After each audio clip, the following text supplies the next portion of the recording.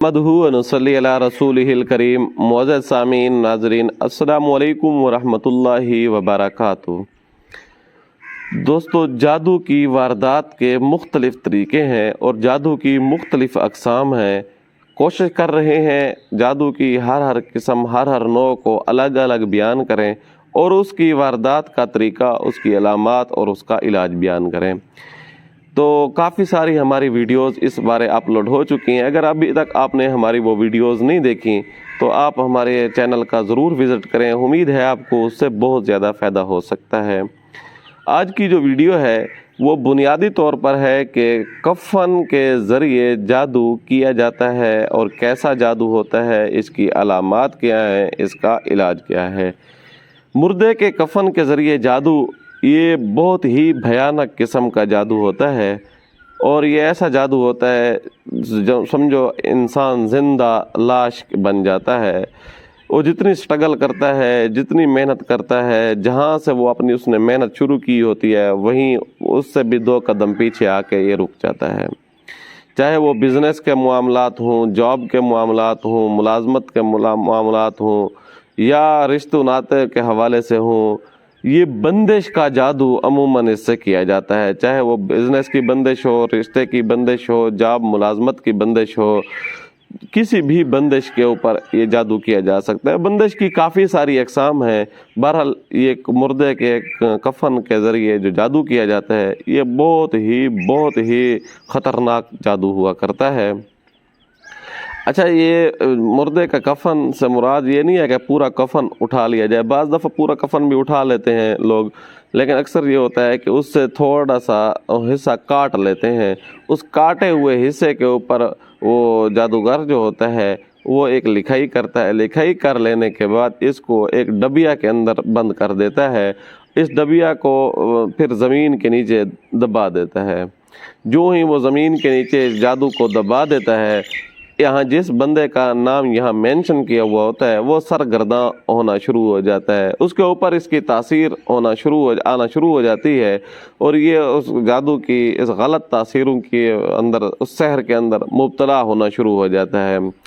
इसकी अलामात ये हैं कि इस इंसान को चिड़चिड़ापन होना शुरू हो जाता है। किसी की बात अच्छी नहीं लगती। बाज़ दफ़ा उसको गुस्सा भी आता है और बाज़ दफ़ा उसका दिल समझता है कि मैं गलत हूँ, अगला बंदा ठीक है, लेकिन इसके बावजूद भी उसको अगले बंदे के ऊपर गुस्सा आ रहा होता है। अगले बंदे से मुराद उसका भाई है, उसका बाप है, उसके अजीज़ और अकारिब बहमी है, उसकी बीवी है, उसकी बहन भाई जो भी हैं, उन सब के ऊपर उसको बेतहाशा गुस्सा आ रहा होता है।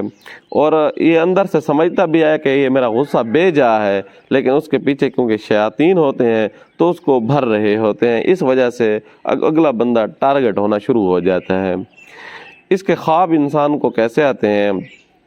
इसके ख्वाब जो होते हैं वो अमूमी तौर पर वो देखता है, ख्वाब के अंदर जंगल देखता है, वीरान चीज़ें देखता है और कभी ये देखता है कि वो दौड़ने की कोशिश कर रहा है लेकिन दौड़ा नहीं जा रहा।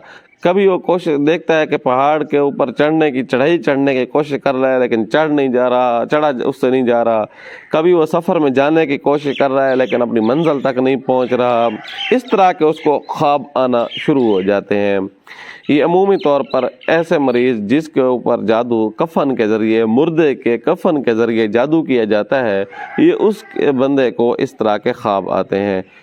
अब मैंने इसकी जादू की वारदात का तरीका भी बता दिया, इसकी अलामात भी बता दी हैं और इसके ख्वाब भी बता दिए हैं किस तरह इंसान को ये जादू वाले मरीज़ को ख्वाब आते हैं। अब चलते हैं इसके इलाज की तरफ। याद रखिएगा कि जादू एक अंधेरा है, जुल्मत है, तारीकी है। इसका इलाज कुरान से किया जाएगा, हदीस मुबारक से किया जाएगा या मसनून अमाल से किया जाता है। अब इसका नतीजा ये निकलता है कि जब हम अंधेरे का मुकाबला नूर से कर रहे होते हैं, नूर की ताकत, कुरान मजीद की ताकत का अंदाज़ा आप लगा नहीं सकते। किस किस्म का ये पावरफुल, किस किस्म का ये ताकतवर है कि इसका इंसान अहाता ही नहीं कर सकता। लेकिन बदकिस्मती से हम इससे बहुत दूर हो चुके हैं। हम इस कुरान मजीद का हुनर को, कुरान मजीद की आयतों के चलाने का जो हुनर है वो हम इससे नावाकिफ़ हैं, इसको समझते ही नहीं हैं। اس لیے قرآن مجید کو ہم اس کا پلہ مضبوطی سے تھام لیں، قرآن مجید کے ساتھ دوستی لگا لیں۔ جب نور آپ کے پاس ہوگا تو اندھیرا آپ کے اوپر کبھی بھی حاوی نہیں ہو سکے گا انشاءاللہ۔ تو چلتے ہیں اس علاج کی طرف۔ علاج اس کا یہ ہے کہ آپ نے پانی کے اوپر ایک قرآن مجید کی ایک آیت ہے، اعوذ باللہ من الشیطان الرجیم بسم اللہ الرحمن الرحیم وَأَلْقِ مَا فِي يَمِينِكَ تَلْقَفْ مَا صَنَعُوا إِنَّمَا صَنَعُوا كَيْدُ سَاحِرٍ وَلَا يُفْلِحُ السَّاحِرُ حَيْثُ أَتَىٰ۔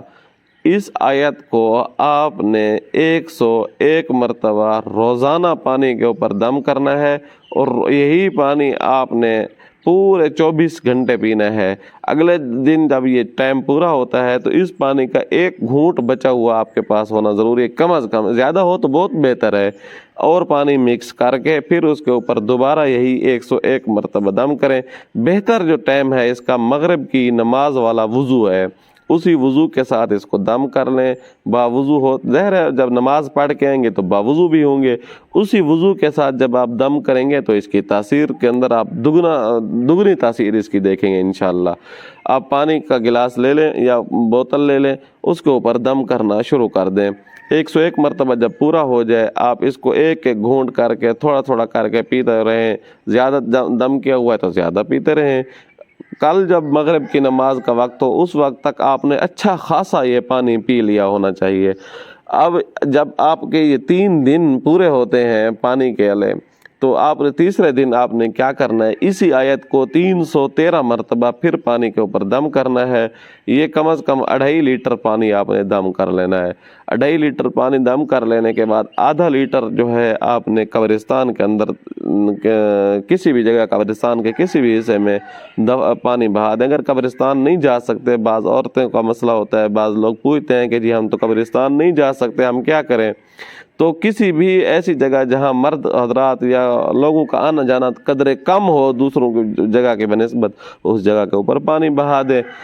تو اگر اس طرح کی کوئی کیفیت نہیں ہے تو پھر بھی کوئی حرج نہیں، کم از کم اتنا تو ہر کوئی کر سکتا ہے کہ اپنے گھر کے مین انٹرسٹ جو ہے، مین جو داخل ہونے کی جگہ ہے، اس جگہ کے اوپر پانی بہا دیں۔ قبرستان اگر کوئی جانا چاہ سکتا ہے اور جا بھی سکتا ہے، اس کے لیے کوئی مشکل بھی نہیں ہے، تو آدھا لیٹر وہاں پانی قبرستان کے اندر بہایا جائے، آدھا لیٹر جو ہے مین انٹرسٹ کے اوپر بہایا جائے، آدھا لیٹر انسان کو اپنے اوپر بہا لینا چاہیے۔ 1 لیٹر جو پانی بچا ہے، اب اس کو آپ نے روزانہ اس پانی کو پینا ہے، اور اس کے ساتھ ساتھ اور پانی بھی مکس کرتے رہنا ہے، اور اب یہ 6 دن تک آپ نے یوں ہی کرنا ہے۔ مطلب پچھلے 3 دن پہلے ہو گئے، 3 دن اب ہو گئے، یہ ٹوٹل 6 دن آپ کے پورے ہو جائیں گے۔ 6 دن کے بعد پھر دوبارہ عصر نو وہی ترتیب جو پہلے دن سے شروع کی تھی، یعنی روزانہ کی بنیاد پر پانی دم کرنے والی، اسی ترتیب سے آپ نے پانی دم کرنا شروع کر دینا ہے۔ یاد رکھیے گا کہ اگر اس پانی کو آپ غسل کرتے ہیں، ہفتے میں 1 مرتبہ بھی غسل کرتے ہیں، تو آپ یوں سمجھیں کہ جادو کو آپ نے پھینک دیا ہے نیچے۔ 1 مرتبہ بھی اس پانی کا غسل کر لیں، انشاءاللہ آپ کے ہڈیوں سے، آپ کے جسم سے، آپ کے نس سے یہ جادو کے جو جراثیم تھے یہ سارے کے سارے ختم ہو جائیں گے، اور آپ کا جسم جادو سے صاف پاک ہو جائے گا انشاءاللہ ثم انشاءاللہ۔ تو اس ترتیب کو آپ نے 3 ہفتے جاری رکھنا ہے۔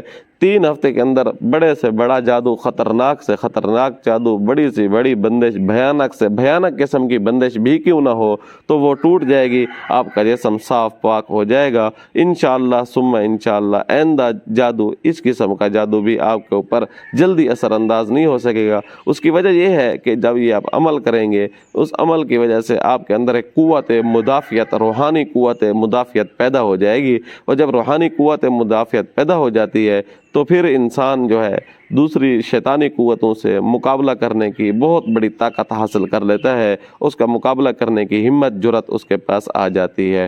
باقی یاد رکھیے گا، اگر اس دوران آپ ہمارا رقیہ شریعہ سنتے ہیں، ہمارا ایک رقیہ ہے، ہم نے ریکارڈ کیا، قرآن مجید کی مخصوص آیات ہیں، اس کے اندر بسم اللہ کا بھی، اس کے اندر ایک خاص قسم کا امر ریکارڈ کیا ہوا ہے، تو وہ دم جو ہے، وہ رقیہ جو ہے، وہ ہینڈ فری لگا کے سنیں، صبح و شام سنیں، تو انشاءاللہ یہ کام جب آپ کا 21 دن جانا تھا، اب انشاءاللہ اس سے بہت زیادہ جلدی اس کا اثر آپ کو دیکھنا شروع ہو جائے گا اور بہت جلد آپ اپنے ہدف تک پہنچ جائیں گے۔ امید ہے آپ کو یہ ویڈیو اچھی لگی ہوگی۔ آنے والی ویڈیو تک کے لیے اجازت دیجیے گا۔ اللہ حافظ۔